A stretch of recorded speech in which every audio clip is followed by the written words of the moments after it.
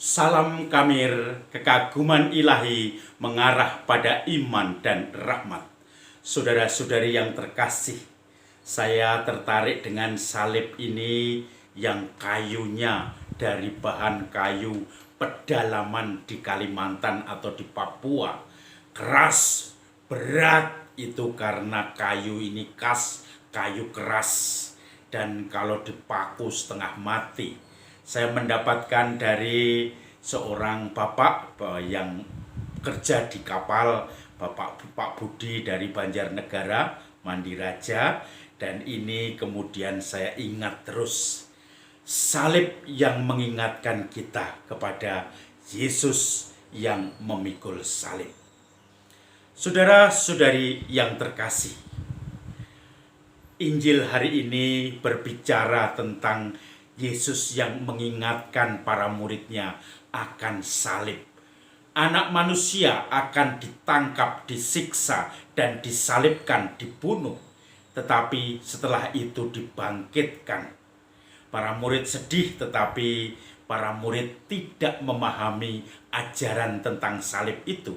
Maka kemudian mereka hanya sedih, setelah itu melupakan lagi.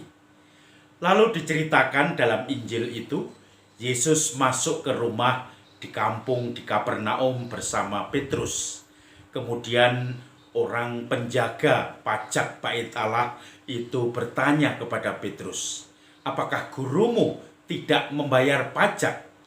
Lalu Petrus menjawab, bayar, nanti tenang saja." Lalu kemudian Yesus bertanya pada Petrus, "Kalau menurut kamu membayar pajak itu pajak dari rakyat atau dari orang asing?" Dari orang asing. Nah, tetapi supaya kita tidak menjadi batu sandungan, kamu pergilah memancing.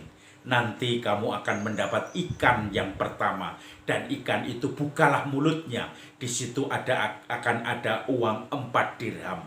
Lalu pakailah untuk membayar pajak itu. 2 dirham untuk aku, 2 dirham untuk engkau.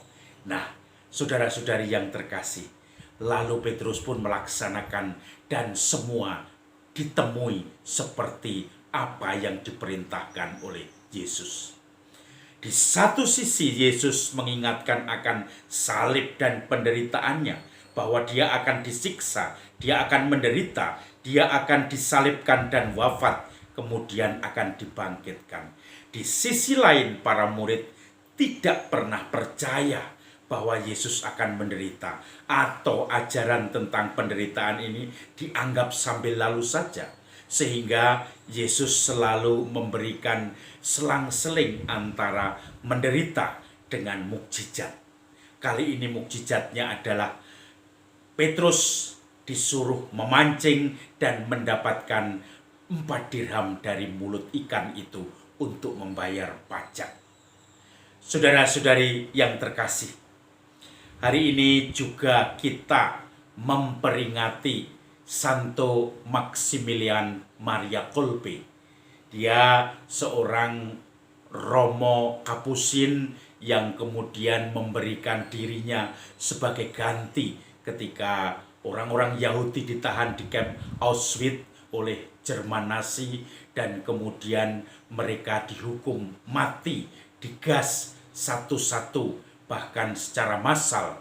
Lalu Romo Maximilian Maria Kolbe ini memberikan dirinya untuk mengganti salah satu dari orang yang akan dihukum mati itu. Bahkan menariknya ketika Romo Maximilian Maria Kolbe ini diangkat menjadi beato orang kudus, juga disaksikan oleh orang yang digantikan. Dia selamat sampai tragedi Nazi itu selesai. Saudara-saudari yang terkasih, di satu sisi kita melihat Romo Maximilian berpegang kepada Kristus. Ada jaminan kehidupan di dalam diri Kristus. Di dalam penderitaan dan kematian akan ada kebangkitan, karena dia memilih cara hidup Kristus, mengorbankan diri untuk orang lain, untuk menyelamatkan orang banyak. Itu salib dan juga mukjizat. Ada jaminan di situ. Saya teringat ketika tahun 2008 saya ditugaskan waktu itu di Wisma Mahasiswa Solo. Saya mengajar agama di UNS, Universitas Negeri 11 Barat di Solo, dan mendampingi para mahasiswa di sana di Kestalan belakang RRI Solo, dekat dengan stasiun balapan Solo. Saudara-saudari yang terkasih, saya teringat waktu itu saya harus merenovasi wisma yang bocor dan rusak sana-sini. Lalu saya mencari dana ke sana kemari. Salah satunya adalah donatur dari Jakarta, seorang ibu pengacara.